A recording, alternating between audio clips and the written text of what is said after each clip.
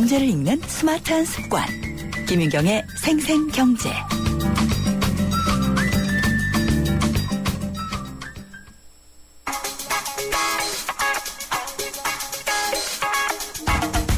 안녕하세요. 멜로디 경제의 대중음악평론가 이대화입니다. 가수들은 때로 데모곡을 받아놓고서 이 곡을 부를까 말까 고민을 합니다. 곡의 히트라는 건 아주 민감한 요소 하나에 좌지우지될 수 있기 때문에 사전에 곡을 선택하고 만드는 데 치열한 고민을 쏟는 거죠. 그렇게 고민하다가 휴지통으로 들어가는 곡도 있고요. 잘 간직했다가 남에게 주는 경우도 있고 모험 삼아서 한번 발표해보는 경우도 있습니다. 이걸 최종 결정하는 프로듀서 그리고 제작자는 늘 불확실한 가능성을 놓고 거액을 움직이는 일종의 투자자와도 같은 거죠. 이름이 뭐예요로 엄청난 인기를 끌었던 포미닛도 처음엔 고민이 많았다고 합니다. 이 노래 가사가 클럽에서 이성한테 접근해서 이름과 전화번호를 물어보는 건데 이건 남자 같다는 느낌을 준다는 거죠. 걸그룹은 좀 여자다워야 하지 않겠느냐는 비판이 있었고 그래서 이 곡을 안 부를 생각도 했었답니다. 하지만 결과는 어땠나요? 포미닛 최고의 히트곡 중 하나가 됐죠. 당시 수익도 1억 5천만 원에 달했다고 합니다. 이걸 놓쳤다면 정말 후회했겠죠. 포미닛의 이름이 뭐예요입니다.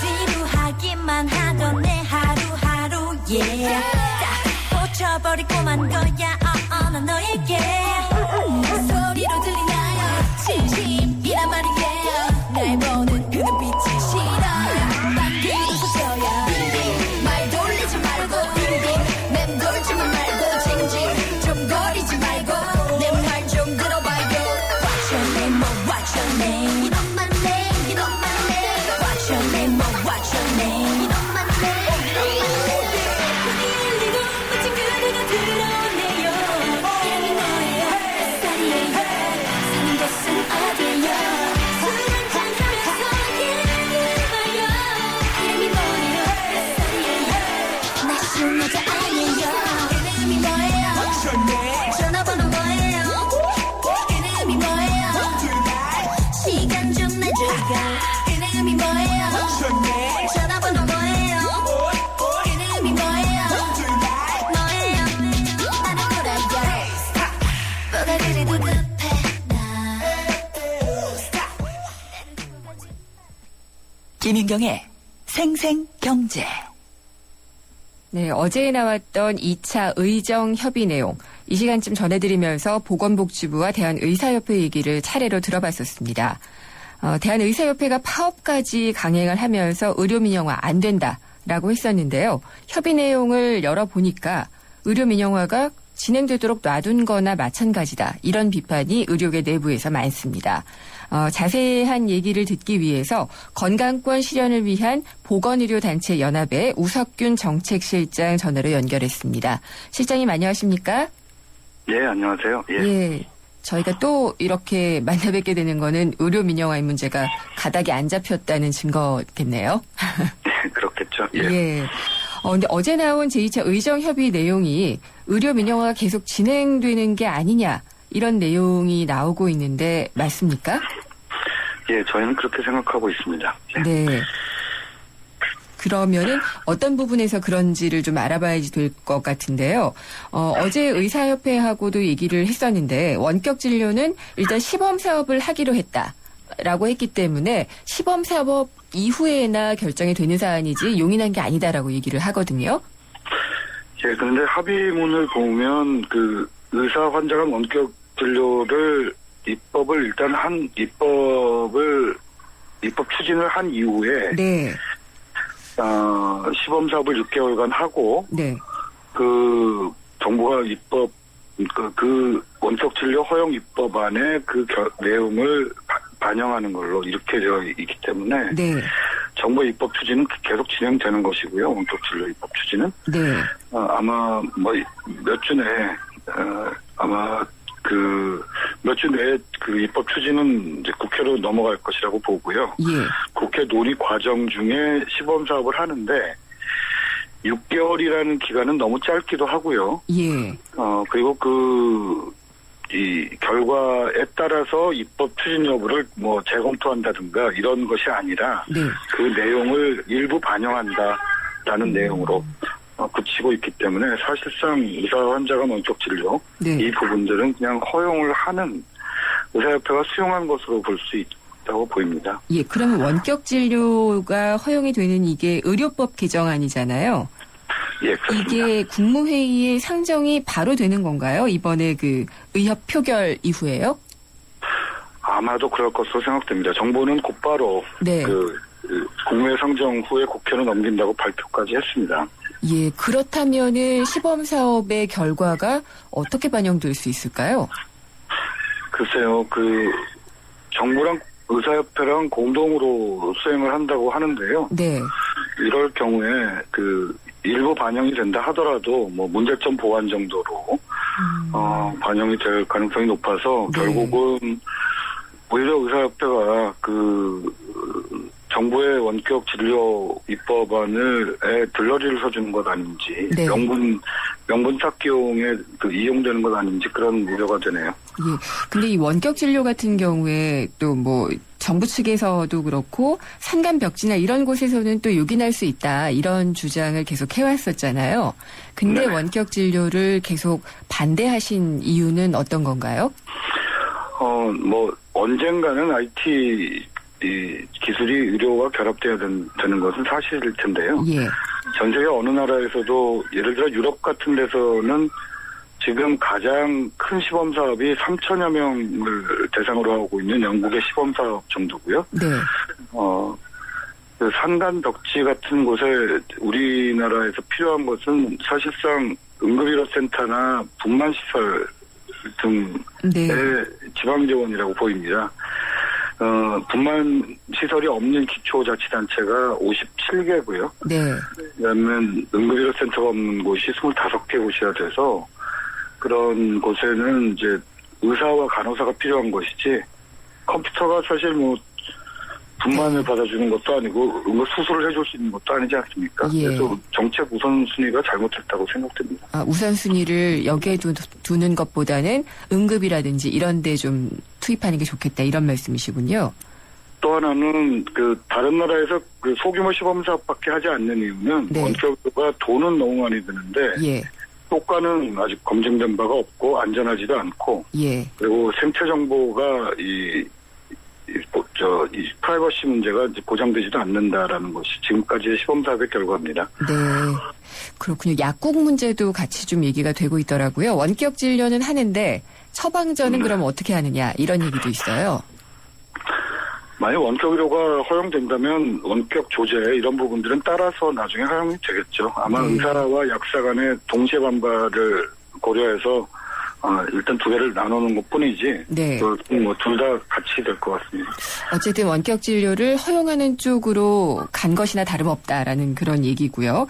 그다음에 이제 의료법인의 영리 자법인 설립 문제와 관련해서요. 의료계에서 우려하는 부분에 대해서 안전장치 같은 것을 두겠다라고 얘기를 했는데 안전장치에 대해서는 구체적으로 언급을 하지 않았지만은 이렇게 얘기하는 수준으로 넘어가도 되는 건가요? 문제는 비영리 법인이어서 현재 병원은 병원 바깥에 투자자에게 이윤 배분을 할 수가 없게 돼 있거든요. 예. 그런데 영리 자회사라는 것들을 만들어서 사실상 이윤 배분을 하게 되면 네. 그건 뭐 영리병원을 허용하는 거랑 마찬가지고요. 네. 이렇게 영리 자회사를 일단 허용하고 나서 투자자에게 이제 이 투자를 유도를 하려면 병원이 돈을 많이 벌어야 될 텐데요. 네. 이렇게 해놓고서 안전장치를 마련한다라는 것은 사실상 거의 불가능한 일이고요. 예. 게다가 이번에 이 영리자회사를 설립하고 문제점 개선을 하겠다라는 협의체에 참여하는 곳이 이제 병원협회, 즉 영리자회사를 찬성한 병원협회가 들어가게 돼서 네. 오히려 문제점이 더 확대되는 거 아닐까 이런 우려가 듭니다. 네. 그리고 또 국민들의 관심이 가장 큰 부분은 의료 수가가 어제는 뭐 얘기가 안 됐었다라고 얘기를 합니다만은 인상될 가능성이 높고요. 그렇게 되면은 내가 내야지 되는 건강보험료도 오르지 않겠느냐. 이 부분이 제일 걱정이 되거든요. 영리자회사가 허용이 되면 의료비는 매우 많이 올라갈 거고요. 그 예. 때문에 뭐 건강보험료라든가 또는 국민들이 직접 지출하는 의료비도 많이 올라갈 거고요. 또 하나 의정합의 내용 중에 우려스러운 부분은 그 건강정책심의위원회라고 네. 수가 뭐 약값 보험료 이런 것들을 다 결정하는 그런 위원회가 있는데 네. 거기에서 의료 공급자, 그 병원협회, 의사협회, 뭐 제약협회 이런 공급자를 24명 중에 12명까지 늘리겠다라고 합의한 부분이 있어서요. 네. 지금 8명, 그 공급자가 8명, 가입자 대표가 8명, 공익 대표가 8명인데 예. 이걸 공급자 몫을 12명까지 늘리는 내용이 들어가 있어서 너무 그 공급자 쪽으로 너무 치우친 그런 결정이 아닌가라는 우려가 나오는 건 당연하겠죠. 여기서 공급자라고 얘기를 하면은 어떤 쪽을 얘기를 하게 되는 거죠? 현재는 의사협회 2명, 네. 병원협회 1명, 제약협회와 의료기기협회, 뭐 한의사협회, 치과의사협회 이렇게 해서 8명. 네. 그렇군요. 근데 우 실장님도 대한의협에 가입이 되어 있으시고 투표도 하실 수 있으시죠? 네, 저도 의사니까 네. 의사들은 모두 가입돼 있습니다. 예. 예. 의료수가 어떻게 생각하세요? 글쎄요, 이제 수가 문제는 매우 복잡한데요. 네. 현재로서는 그 해외료, 의사들의 해외료 부분은 일정하게 좀 낮다라는 것들이 학계 의견인데 네. 이것이 진단검사라든가 또는 뭐 영상검사, 방사선검사라든가 이런 부분들은 매우 높게 측정돼 있고 또 이제 건강보험 적용이 되지 않는 비급여 부분의 수가는 아니죠. 가격이죠. 이 부분은 매우 더 높게 측정돼 있어서 수가 조절은 필요한데 네. 이런 부분들이 일방적인 현재 건강보험 적용된 부분의 수가만을 올리면 네. 비급여 부분이 들어가지 않은 상태에서의 수가 인상은 전체적인 의료비 인상으로 곧바로 이어질 것이기 때문에 의사와 정부 간에 합의할 내용은 아니고요. 이것은 사회적으로 협의를 해서 문제를 풀어야 될 내용이라고 생각이 되고 네. 또 하나는 건강보험 보장성 강화 같이 풀어야 문제가 풀릴 것으로 생각됩니다. 어쨌든 조금 낮다는 데는 의견을 갖고 계신 것 같고요. 지금 아니요, 꼭 그렇지 그렇진 않습니다. 않으신가요? 실장님 네. 지금 밖에 계신 것 같아요. 약간 좀 소음이 많이 들리는데. 예. 예. 지금 저희 병원이 네. 저 초등학교 앞에 있는데 지금 그렇군요. 예. 네, 소음이 조금 있는데 청취자 여러분이 좀 양해를 해주셨으면 좋겠습니다. 죄송합니다. 예. 예. 그러면은 의료수가가 낮다라고만 이게 단순하게 말할 수는 없다라고 얘기를 하셨는데 어쨌든 수가 부분이 오를 것이다라고 얘기들을 의료비 수가라기보다는 의료비가 이제 오를 것이다. 민영화가 되면은요. 그런 걱정들을 하는 것에 대해서는 뭐 계속 반대하는 입장이시죠?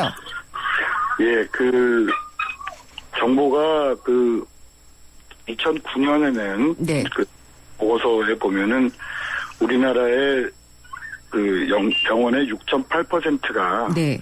영리병원으로 전환이 되면 연간 의료비가 7천억에서 2조 2천억 원쯤 네. 상승이 될 거다라는 보고가 있는데요.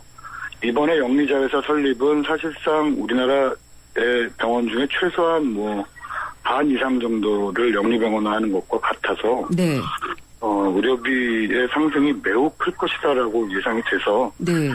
의정 합의대로 된다면 이거는 굉장히 큰 일이라고 생각됩니다. 예. 그리고 지금 의협에서 투표를 진행하고 있는 그 투표 문구를 봤더니요. 네네. 324 파업에 찬성한다, 반대한다에 대한 투표더라고요. 근데 이게 파업이라는 것은 사실 의사들로서는 굉장히 부담스럽잖아요. 그러면 반대하기가 쉽지 않을 것 같아요. 의정 합의문에 맨 밑에 이 합의를 이번에 부결되면 네. 합의안은 무효가 된다는 것이 적혀 있고요. 예. 거기다가 3월 10일과는 달리 24일에 진행되는 파업은 이제 일주일간 하는 파업이라서 예. 그 파업에 대한 찬반을 곧바로 이번 의정 합의 수용 여부의 찬반과 같이 네. 묻고 있기 때문에 찬반 여부와 무관하게 네. 그 의정 합의에 대한 찬성과 반대와 무관하게 그 파업에 대한 그 부담이 많이 작용할 듯합니다.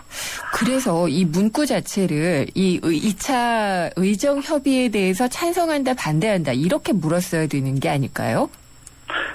두 개를 아마 따로 물었어야 되지 않을까 싶습니다. 예, 두 가지를요. 예. 의정 협의에 대한 찬반과 네. 그렇다면 그에 대한 어떤 투쟁임은 어떻게 할 거냐라는 네. 부분을 따로 물었어야 하지 않을까 생각이 되네요. 어쨌든 지금 정부 안대로 이제 입법 절차도 그렇고 계속 진행이 될 것 같은 생각인데 오늘 오전에 참여연대와 보건의료단체 연합도 기자 설명회를 가졌던 것으로 알고 있어요. 네네. 예, 그러면은 보건의료단체 연합으로서는 앞으로의 그 정부의 투자 활성화, 이 대책대로 가지 않도록 하기 위해서는 어떻게 하실 계획이신가요? 이 의료 정책이라든가 또는 이제 건강보험 정책은 사실은 이제 국민들 전체의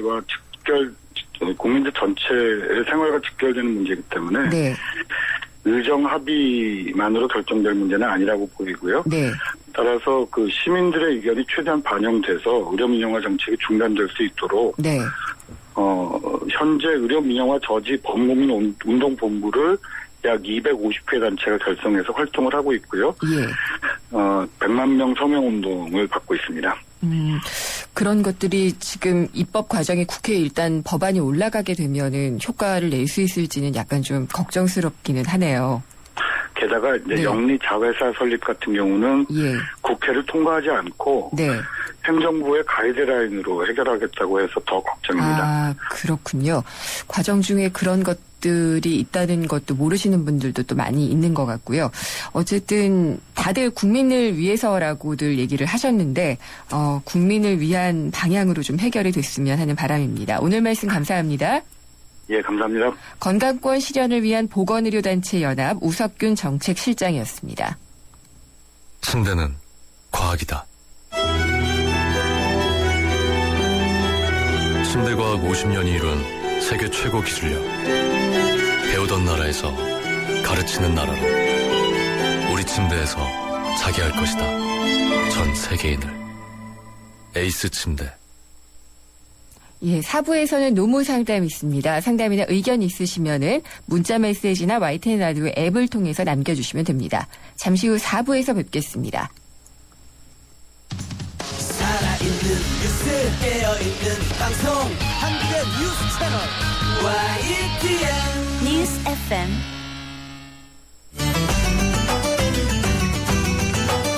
한 걸음 더 경제와 가까워지는 오후 김윤경의 생생경제.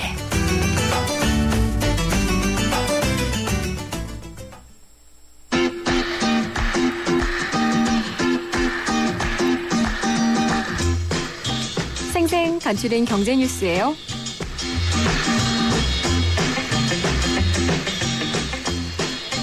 소비자들의 일명 직구, 해외 직접 구매가 택배 업체들을 웃게 했는데요.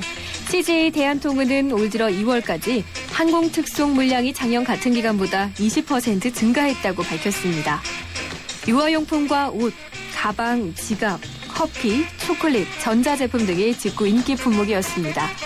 전체 물량 중 미국 물건이 87%로 가장 많았고 홍콩 8.4%, 중국과 싱가포르 각각 2%였습니다. 해외 직구 주요 고객 측은 서울 수도권 거주 20, 30대 여성으로 분석됐다고요.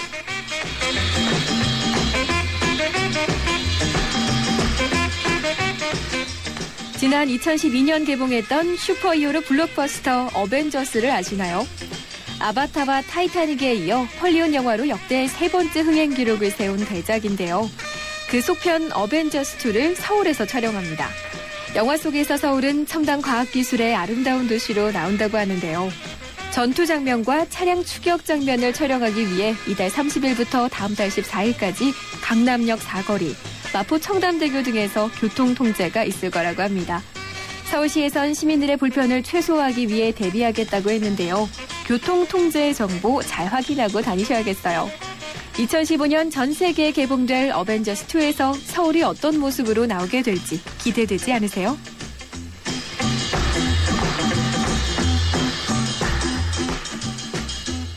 관세청이 집계한 2013년 10대 소비재 수입 동향에 따르면 생수, 승용차, 시계 수입이 크게 늘고 커피와 귀금속의 수입은 감소한 것으로 나타났습니다. 지난해 승용차 수입액은 재작년에 비해 22% 증가했는데요.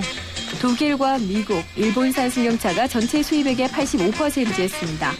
특히 일본산은 66%나 증가했네요. 생수 수입액은 175% 늘었습니다. 또 중국과 프랑스에서 수입하는 비중이 높았습니다. 향수는 프랑스산, 화장품은 미국과 일본산이 인기가 좋았다. 지금까지 생생 간추린 경제 뉴스였어요.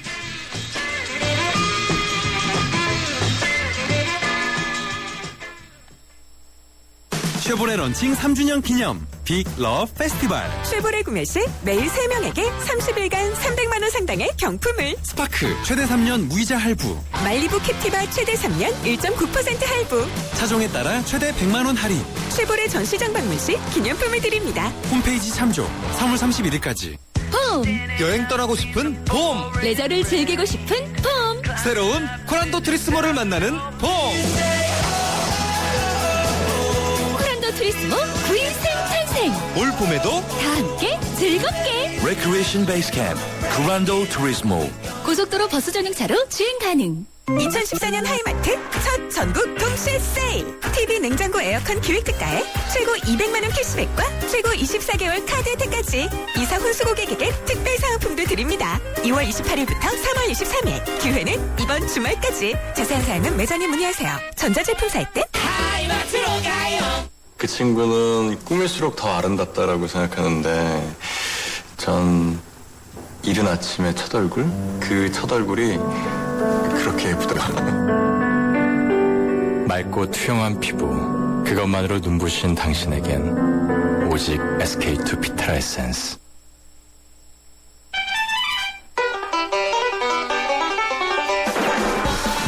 생생 재테크 정보, 듣다 보면 어느새 터득되는 재테크 가이드. 세상의 베이스가 되다 포스코 협찬으로 김윤경의 생생경제 4부 시작하겠습니다. 창업 도전에서 실전까지 시간인데요. 요즘 경기도 안 좋고 매출이 부진해서 어려운 가게들이 좀 늘고 있다고 합니다. 자영업으로 희망을 찾아보려다가 오히려 창업하기 전보다 더 어려워지는 그런 분들도 있는데요.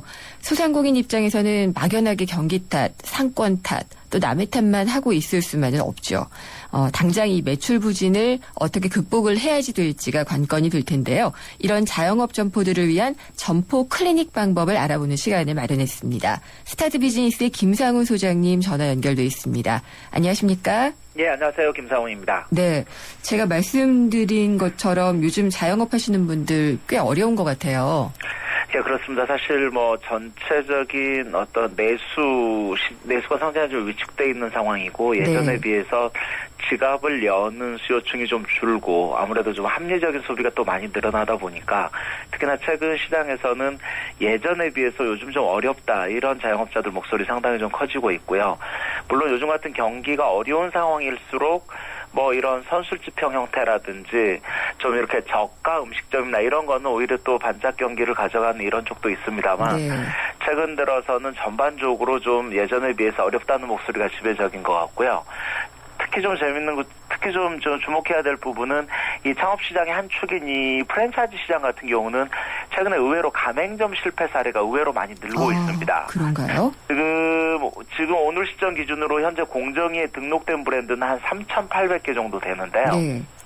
작년까지만 하더라도 이 브랜드 중에서 작년 기준으로는 한 3,300개였는데 올해 들어서면서 거의 한 또 4,500개 작년 말부터 지금 올해까지 4,500개 정도 브랜드가 새로 생겨나고 있는 상황이고요. 네. 또 이 정도 새로 생겼다는 것은 또 머지않아 한 400개 이상은 문을 닫을 수밖에 없다. 이런 게 지금 창업 시장에 사실은 알려지지 않은 또 이런 속내 중에 하나고요. 아, 그렇게 그래서 해석을 해야 되는군요. 많이 늘어난 것을. 예. 그렇죠. 그러다 보니까 시장에서는 좀 어떻게 보면 프랜차이즈 본사들 입장에서도 신규 매장이 오픈이 돼야만 개설 마진도 늘어나고 이럴 텐데 신규 개설이 참 힘들다 이런 얘기들도 있고요. 좀 네. 우리나라에서 알려진 유명한 대형 브랜드 같은 경우도 최근에는 뭐 경영난 때문에 법정 관리에 들어가고 이렇게 시장에 나와 있는 이런 회사들도 이런 브랜드들도 지금 종종 있는 거로 지금 보여지고 있습니다. 네, 길을 걷다 보면은 주변에 있던 점포가 그렇게 간판이 많이 바뀌어요.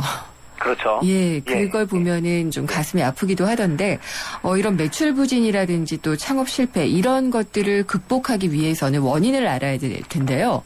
이게 궁극적인 원인은 어떤 거라고 볼 수 있을까요? 사실은 이 소상공인들이 계획했던 만큼 성과 창출이 안 되는 원인 여러 가지가 있겠습니다만 저희는 좀 시장에서 최근에 가장 큰 원인 중에 하나는 역시 수요층 대비 너무 좀 가게가 많다. 즉 공급 과잉으로 인한 매출액 감소. 네. 이를테면 소비자 입장에서는 선택의 폭이 넓지만 가맹점, 즉 이를테면 이 자영업자 간에는 이 동일한 수요층을 대상으로 서로 땅따먹기식의 경쟁을 하다 보니까 네. 오히려 이런 우리 가게에서 올릴 수 있는 매출의 한계가 있고 그로 인해서 자연적으로 이렇게 매출 감소로 이어진다 이런 측면이 좀 있을 수 있을 것 같고요. 좀 이런 현상들은 최근에 이 우리나라 이 특히 소상공인 시장의 한 축이라고 할 수 있는 외식업 시장에서 좀 강하게 이런 현상들이 좀 보여지는데요. 네.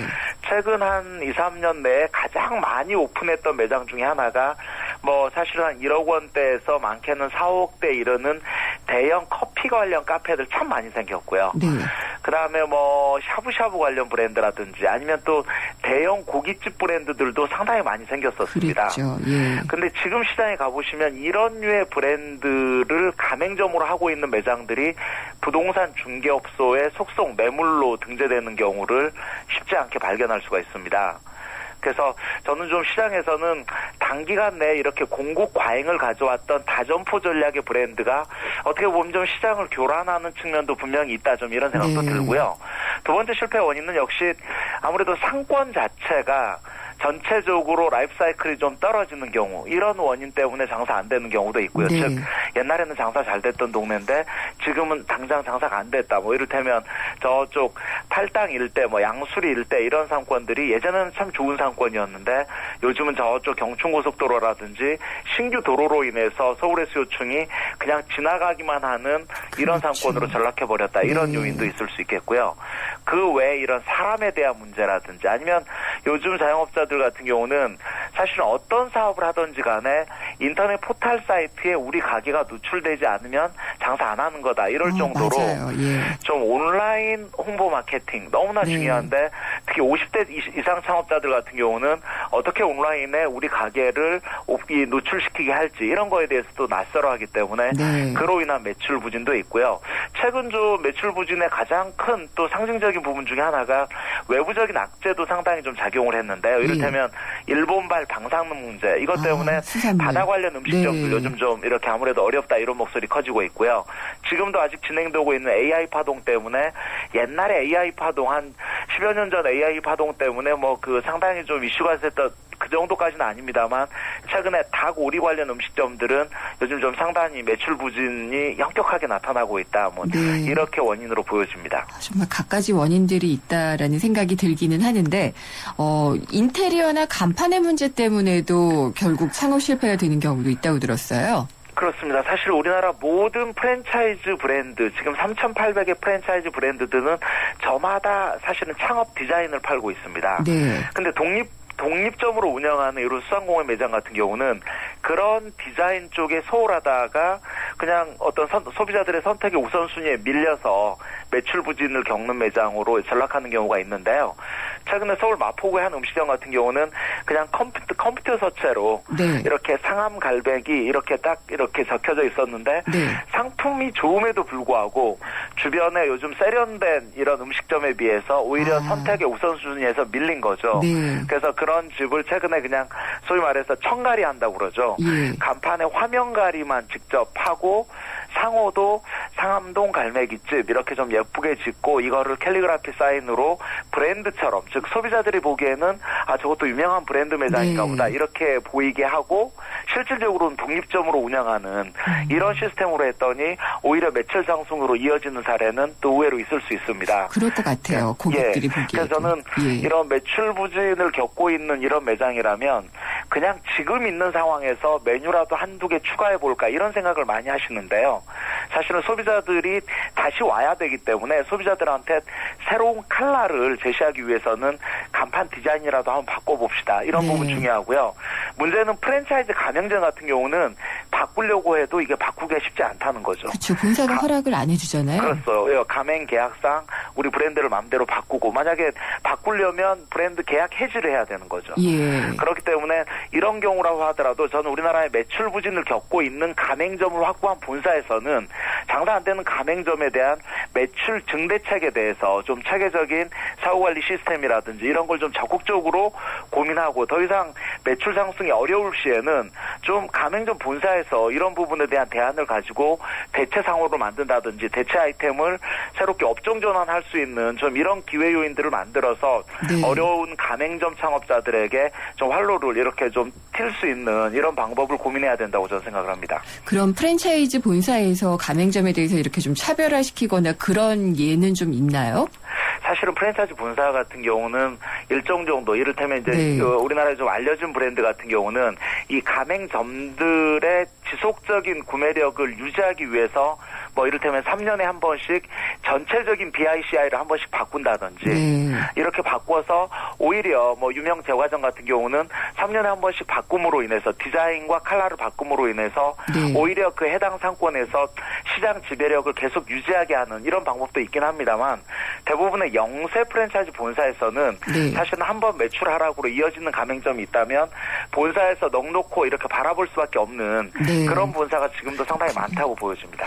그러면 이 소상공인의 입장에서 볼 때 스스로 자기가 운영하는 점포에 대해서 자가 진단을 해서 대안을 찾는 방법은 없을까요? 상당히 중요한 부분인데요. 이를테면 점포 클리닉 자가 진단법 전 중요하다고 봅니다. 저는 우리나라 소상공인이라면 장사가 예전에 비해서 매출이 하락하고 있다. 그러면 요즘 경기 탓인가 보다 이렇게 그냥 막연히 치부하기보다는 첫째 우리 매장을 이용하는 소비자들의 목소리를 통해서 원인 진단을 하는 절차가 저는 필요하다고 봅니다. 그게 일종의 소비자 만족도 조사라고 할 수 있는데요. 주인이 직접 매장 안에서 소비자들의 반응 체크를 하는 것보다는 가게 밖에서 주인 모르는 하다못해 조사원이나 알바생을 투입해서 우리 가게를 내가 아닌 일반 소비자들은 도대체 어떻게 느끼고 있는지 그리고 만약에 뭐 이를테면 삼겹살집이라면 삼겹살집 인근의 이 상권에서 조사원 서너 명 정도를 투입시켜서 지나가는 소비자들 대상으로 삼겹살집으로 제일 선호하는 집이 어딘지 두 번째는 우리 집은 가봤는지 안 가봤는지 그리고 거기에 상품은 가격은 서비스는 궁극적으로 가격 및 만족도는 어떤지 이런 부분에 대해서 좀 이 객관적인 소비자 조사를 하다 보면 우리 가게가 매장 안에서 느끼는 문제점이 아니라 오히려 소비자들은 이렇게 생각하고 있었구나. 이런 원인을 발견할 수 있고 그에 따른 유연성 있는 대안을 마련할 수 있는 이런 점포 클리닉 대안으로도 가져갈 수 있다고 생각을 합니다. 객관적으로 자기를 좀 평가해봐라. 그런 말씀이었고요. 오늘 말씀 잘 들었습니다. 감사합니다. 고맙습니다. 스타트 비즈니스의 김상훈 소장이었습니다. 생생경제를 다양하게 만나는 방법. YTN 라디오 앱 예스와 웹사이트 김윤경의 생생경제 또는 트위터 YTN_이코노미로 실시간 듣기와 다시 듣기를 하실 수 있고 방송 내용에 대한 문의와 의견을 주실 수 있습니다.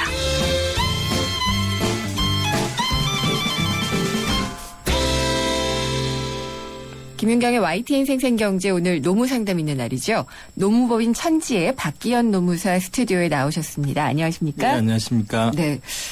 중국 정부가 노무 파견 잠정 시행 규정을 실시한다. 이런 그 제목을 봤는데요. 이게 어떤 내용인가요?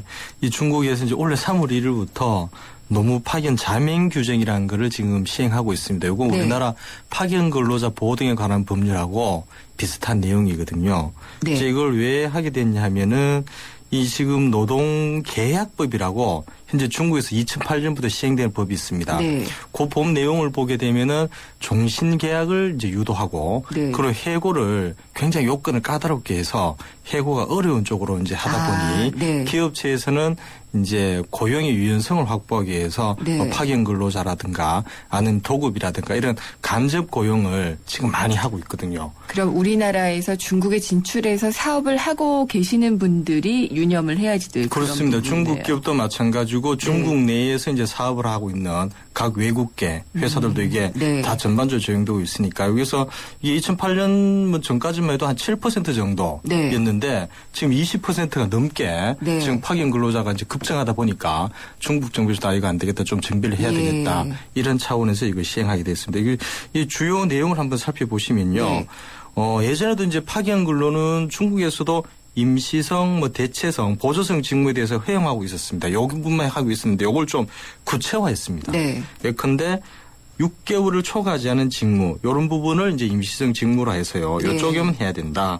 그리고 부차적인 직무에만, 즉 보조성 직무에만 파견 근로자를 사용해야 된다. 네. 그리고 대체성 직무, 즉 정규직의 어떻게 교육, 휴가 이런 원인으로 이제 결혼이 생겼을 때 이때만 사용해야 된다. 요렇게 그 내용 부분을 네. 좀 이제 타이트하게 운영하고 있고요. 이건 우리나라도 마찬가지입니다. 우리나라도 파견 근로자 같은 경우에는 업종에 제한돼 있거든요. 네.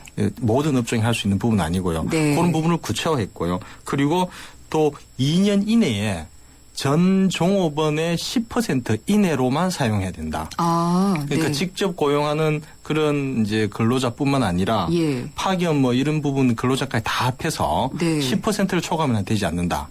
이렇게 이제 제안했는 가장 큰 핵심적인 내용으로 볼 수 있고요. 네. 그 외에도 이제 정규직하고 차별 대우를 금지한다든가, 그다음에 중국은 굉장히 지역이 넓기 때문에요. 사회보험료율이 굉장히 편차가 심합니다. 네. 그래서 파견 사업체는 좀 외곽에 이렇게 네. 두면서 요율이 작은데 실제 일하는 쪽은 북경이라든가 상하이라든가 도심 쪽이거든요. 그 요율이 네. 높거든요. 이제 이런 부분에 대한 거를 좀 편법을 이제 방지하기 위해서 직접 근무하고 있는 사용사업체 쪽에 이제 네. 사회보험료를 맞추어서 이제 가겠다. 이런 부분. 그다음에 노무 파견 근로자 산재 직업병 이런 거에 대한 네. 책임 주체. 그리고 서면으로 2년 이상은 파견 근로자를 사용하게 하고 또 소속으로 되돌려 보내는 거에 대한 또 제한을 두는 네. 이런적인 어떤 파견 근로자들을 좀 보호하면서 이 부분이 이제 증가되지 않는 걸 좀 제어하는 그런 쪽으로 이제 이 규정을 지금 시행하고 있습니다. 중국에서 파견 근로자 하시는 분들에게는 도움이 될 텐데 그렇습니다. 그쪽에서 이제 채용을 해서 써야지 되는 우리 기업으로서는 좀 비용 부담이라든지 상당히 있겠네요. 지금 코트라도 네. 지금 그 부분에서 좀 우려를 하고 있고 지금 우리나라에 많이 나가 계시거든요. 예. 분들이. 그래서 직접 생산 라인이라든가 네. 특히 유통이라든가 이런 쪽에서는 굉장히 많이 쓰시고 그렇겠죠. 어떤 업체 한 70%까지 파견 근로자를 이제 쓰는 경우도 있거든요. 네네. 우리나라에서요. 그래서 이런 분들은 점진적으로 직접 이제 고용으로 전환을 하시든가 아니면은 일단 2년 내 10% 비율 이내로 지금 내려야 된다는 게 이게 예. 지금 핵심적인 부분이기 때문에 굉장히 거기에 대해서 고민을 하시면서 보조성 직무에 대해서 이 부분은 이제 그 노동조합이라든가 근로자하고 이렇게 협의를 해서 그 업무를 맞추어 나갈 수 있는 부분이 있기 때문에요. 네. 이걸 좀 활용하셔서 좀 최대한 넓히는 방향 네. 그런 부분도 필요하시고 그리고 도급이 또 있습니다. 도급이요? 이제 도급은 이제 정당하게 합법적인 도급은 가능하시기 때문에요. 그런 부분도 이제 적극 활용하셔가지고 이런 규정에 대해서 네. 좀 능동적으로 좀 대응하실 필요성이 있습니다. 예, 많이 좀 알려드려야 될 것 같은 그런 예. 내용이네요. 예. 우리나라 파견 근로자들에 대한 권리보다 더 잘 보장되는 거 아니에요? 이렇게 되면요. 중국이 여기는 좀 타이트하게 법 운영하시거든요. 그러네요. 그런 부분이 있기 때문에 예. 유념하실 필요성이 있습니다. 그렇습니다. 오늘 그리고 들어온 상담 내용인데요. 2674님 입사 계약서 얘기를 해주셨어요. 그래서 입사 계약서를 썼는데 평일은 아침 8시부터 저녁 7시까지 근무를 하고 토요일은 8시부터 5시까지 근무하기로 되어 있대요. 예. 그래서 주 소정 근로시간은 40시간으로 명기가 돼 있는데 예. 점심시간 빼면 하루에 10시간, 토요일 근무를 빼도 평일 50시간. 근데 40시간을 10시간을 훌쩍 뛰어넘는 거잖아요. 예. 토요일 수당에 대해서도 좀 물어보셨고 예. 이 근로계약서 상에는 그렇고 그렇습니다. 사실상 다르고 이러면 안 되지 않느냐. 예. 이러면 안 되는 거 아니에요. 그렇죠. 이런 얘기를 해주신 것 같아요. 예, 맞습니다. 근로계약서 저도 사실은 안 쓰고 막 이래보기도 한 것 같아요. 거의 안 쓰는 경우도 많습니다. 근로계약서가 무엇이고 예. 어떻게 작성을 하게 되는지 이런 예. 걸 좀 설명 부탁드릴게요. 근로기준법에서 가장 중요한 부분이 근로계약서 쪽에 굉장히 비중을 많이 지금 할애하고 있거든요. 이 근로계약서는 사용자가 반드시 작성해서 근로자에게 교부하도록 명시되어 있습니다. 이걸 하지 않게 되면은 굉장히 이제 엄한 네. 처벌도 나타나고 제재도 나타나는 부분이 있는데요. 이 근로 관계를 실질적으로 개별적인 사용자와 근로자가 앞으로 어떻게 본인이 이제 근무를 해나갈 것이고 네. 회사는 이 부분에 대해서 어떤 근로조건 같은 걸 어떻게 규정해 나갈 것인가 여기에 집약돼 나타나 있는 부분이기 때문에요. 이게 굉장히 중요합니다. 그래서 사실 서면으로 날일 두 부를 만들어 가지고 네. 각자 날일을 해서 한 부씩 나눠 갖게 돼 있고요. 사측과 내가 그렇습니다. 하나씩. 예. 그 여기에는 임금, 소정 근로시간, 주휴일, 연차 유급휴가, 근무 장소, 담당 업무, 네. 그리고 시업시간, 종업시간, 뭐 휴게시간, 퇴직금 이런 내용들이 법에서 반드시 포함되도록 또 정해져 있습니다. 네. 그렇기 때문에 이 부분만 제대로 이제 명확하게 기재가 되고 네. 근로자와 사용자 간의 확실한 의견의 일치만 되더라도 예. 향후 분쟁을 굉장히 예방할 수 있는 부분이 있거든요. 특히 이제 임금 같은 경우에는 구성 항목, 계산 방법, 지급 방법까지 자세하게 작성해서 서면으로 근로자한테 교부하도록 돼 있습니다. 그런가요? 임금에 예. 대한 부분이 그렇게 어떻게 산정한다라는 수식도 그렇습니다. 나와 있는 거네요. 예, 그래서 통상 이제 근로자분들이 들어갈 때 이게 굉장히 궁금한 부분입니다만은 예. 이렇게 묻자니 조금 이제 네. 좀 조심스럽고. 그렇죠. 예, 그런 부분 때문에 그냥 주시는 대로만 받는 것 같고, 뭐 직장 선배한테 물어본다거나 아니면 입사 한 몇 년이 지나서야 본인이 이렇게 받았구나라는 걸 이제 아시는데 실제 이 부분에 들어가시기 전에 명확하게 해놓으실 필요성이 있는 부분이거든요. 그러면 예. 근로계약서라는 것 자체도 원래는 이제 입사와 동시에 작성을 해야지 맞습니다. 되는 거고, 예. 근데 임금 부분이 이렇게 자세히 나와 있었나라는 부분은 약간 좀 저도 기억이 희미하네요. 예, 그런 부분이 네. 많습니다. 그냥 근로계약서에 네. 뭐 임금 항목이 그냥 뭐 기본급 얼마. 네, 괄호로 네. 되어 있어서 얼마를 지급하기로 한다. 뭐 이렇게 예. 돼 있었던 것 예, 같기도 그 하고요. 정도만 나와 있습니다만은 네. 나의 어떤 항목, 그럼 계산은 어떻게 된다든가 예. 이런 부분에 대해서 구체적으로 적어서 원래는 네. 이렇게 교부하도록 되어 있습니다. 그래서 이런 부분을 그 사용자가 만일에 주지 않는다 할 때는 네. 근로자 직접 요구할 수도 있거든요. 예. 근로계약서를 주십시오라고 할 수도 있고요. 그 처음에 입사할 때만 쓰시는 이제 그런 부분 당연하고 근로조건이 변할 수도 있습니다. 네, 그렇군요. 단체 협약이 바뀐다든가 네. 회사 이제 규정이 또 바뀐다든가 그렇군요. 아니면 개별 근로조건이 바뀌는 경우에도 예. 근로자는 나의 또 바뀐 근로조건을 서면으로 해서 주십시오라고 요구할 수 있고요. 네, 그러면은 그리고 사용자는 이 부분을 반드시 작성해서 교부를 해야 되는 그런 의무가 또 있기 때문에 계약직 근로자들에게 더 중요하지 않을까 이런 생각이 들어요. 맞습니다. 그렇습니다. 네. 말씀드린 것처럼 이제 계약직 근로자분들은 말 그대로 그 계약의 내용이 네. 또 주된 부분이기 때문에요. 근로계약서가 더 중요합니다. 특히 예. 그 우리 기간제 근로자분들, 즉 계약 기간이 설정돼 있는 분들은 그 계약서 내에 알겠습니다. 언제까지 고용 계약 기간이라는 게 명시가 예. 돼 있고요. 네네. 그다음에 계약은 어떻게 갱신되는지 이 부분도 예. 나타나 있기 때문에 이 부분에 대해서 이제 관심을 많이 가지셔야 알겠습니다. 됩니다. 예. 오늘 또 이 근로계약서에 대해서 잘 알아봤습니다. 노무부의 천지의 박기현 노무사님이었습니다. 감사합니다. 예, 감사합니다. 침대는 과학이다. 침대과학 50년이 이룬 세계 최고 기술력. 배우던 나라에서 가르치는 나라로. 우리 침대에서 자기 할 것이다. 전 세계인을. 에이스 침대. 자동차를 포장하는 모든 형용사와 감탄사를 빼고 나면 남는 단 4개의 동사. 자동차의 본질은 결국 이 4가지. 본질로부터 소나타. 3월 24일 New thinking, new possibilities. 현대자동차. 연아가 알려주는 좋은 물의 조건. 물 드실 땐 꼭 수원지를 확인하세요. 저는 지하 180m 천연 안만수와 드넓은 구규림이 있는 해발 680m 강원도 평창을 꼭 확인해요. 깨끗해. 강원 평창수, 평창 동계올림픽 공식 먹는 샘물. 이따가 같이 점심 먹을까? 다음에. 오늘은 하노이에서 점심 약속이 있거든. 뭐? 오늘 하노이에서 점심을? 아시아나 하노이 주간편 증편호나 밤에도 낮에도 편리하게 모십니다. 아름다운 사람들 아시아나 항공. 난 기다렸지 프로 설레는 맘으로 빛나지 이대로 멋지지 그대로 그 세상 속엔 나로 난 앞으로지 프로 라랄라라 세상의 프로가 되다. LG G 프로2 과거에도 개인정보가 유출된 적은 있었지만은요. 카드사와 KT 사태 이후로 개인정보 너무 쉽게 얻는다고 합니다. 공급이 넘치면은 가격 떨어지잖아요. 그래서 한 사람의 이름, 주민등록번호, 전화번호, 이메일 주소 이렇게 4가지 정보 합해서 한 사람당 1원에서 5원까지밖에 안 된다고 하네요. 뭐 가격도 가격이고요. 수사기관은 2차 유출 없다고 호언장담하셨는데 이렇게 해서는 금융당국 어디 믿게 되겠습니까? 오늘 시간은 마치도록 하겠습니다. 김윤경이었습니다.